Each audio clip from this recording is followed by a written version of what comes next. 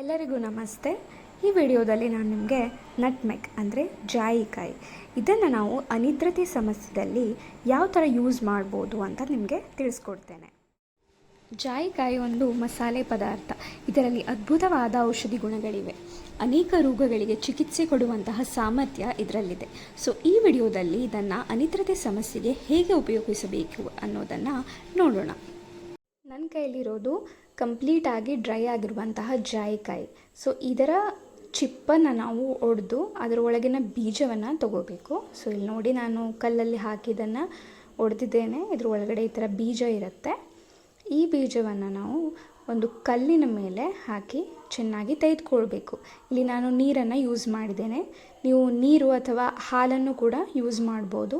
So ಇದನ್ನು ಚೆನ್ನಾಗಿ ತೆಗೆದುಕೊಳ್ಳಿ. ಸೊ ಈ ಥರ ಪೇಸ್ಟ್ ಬರುತ್ತೆ. ಇದನ್ನು ನೀವು ಒಂದು ಪ್ಲೇಟಲ್ಲಿ ಅಥವಾ ಒಂದು ಸ್ಪೂನಲ್ಲಿ ಇದನ್ನು ಟ್ರಾನ್ಸ್ಫರ್ ಮಾಡ್ಕೊಳ್ಳಿ.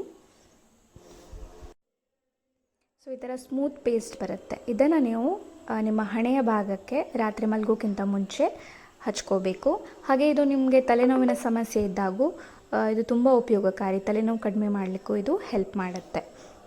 ಇದನ್ನು ಹಣೆಯ ಮೇಲೆ ಹಚ್ಚುವುದರ ಜೊತೆಗೆ ಇಲ್ಲಿ ನೋಡ್ತಿರ್ಬೋದು, ನಾನು ಜಾಯಿಕಾಯಿಯ ಪೌಡರನ್ನು ಮಾಡ್ಕೊಂಡಿದ್ದೇನೆ.